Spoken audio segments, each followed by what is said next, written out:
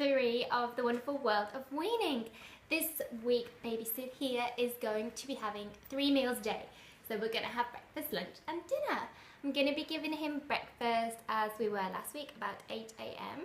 Lunch was falling by to about, 12:30, 1 o'clock. And then dinner earlier, slightly earlier than we have our dinner because we normally eat at 7. And I think so probably want to eat a little bit before then. So we're going to feed him about 5:30, 6 o'clock-ish for his tea, aren't we? Last week he loved porridge we discovered for breakfast. So I'm going to carry on with porridge this week and probably add in a little bit of Weetabix too. What else are we going to have? Lunches and dinners are going to remain the same, sort of mixes of purees. Probably adding in a little bit more of the fruit purees for dessert as well. Just as a little sweet treat. He seems to have really embraced weaning so far and he eats heaps, so I'm going to keep that up. So far his milk feeds haven't dropped off either, which is really good. So we've got a growing boy. I've done a little menu as usual, so that's coming up on the next page, so you can check that out here. So coming up this week on Monday, we have some more of the organic strawberry and banana porridge, which Sid really liked last week. Then for lunch, we've got parsnip and squash puree, and for dinner, we have an apple and pear puree, so a sweet dinner. On Tuesday, we're having pear and porridge puree. At breakfast, lunch is sweet potato and carrot puree, and then we're out for dinner, so we'll probably have a pre-made sachet. On Wednesday, breakfast is banana and porridge. We're having mango puree and baby rice at lunchtime, and then mashed potato and carrot puree at dinner time. On Thursday, we're having ready break for breakfast, mixing it up a bit. We haven't had any ready break yet, so this is a new one for us. Thought I'd get him ready for that, because as of next week, I'm going to be moving away from the baby porridge. For lunch on Thursday, we're having carrot and squash puree, and then dinner on Thursday is another pre-made sachet.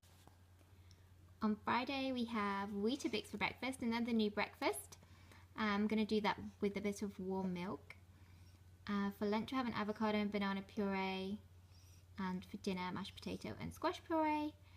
Saturday breakfast is porridge and banana, and then we're out for the rest of Saturday, so we're going to have one of the pre-made Ella's Kitchen or Piccolo sachets for lunch and the same for dinner. And then on Sunday we're going to have Weetabix again for breakfast, followed by peach puree and baby rice for lunch, and then a pre-made sachet for dinner on Sunday.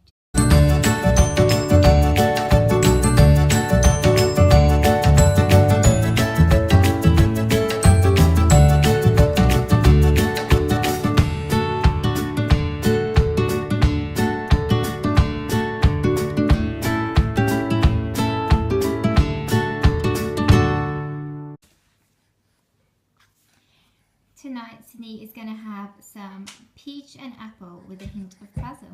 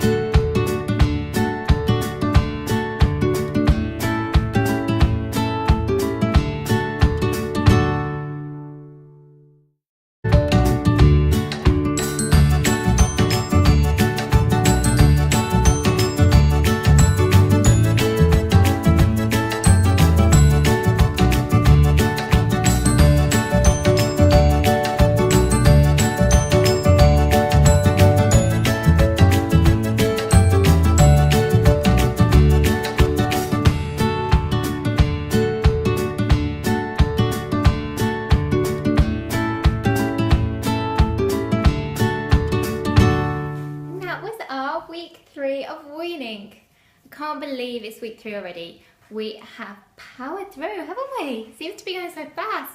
Next week, Sid will be 6 months old, so we've got loads more things that we can try then. So far, when I've been making him Weetabix and Ready Brek, I've been using either breast milk or express breast milk or formula milk to make it.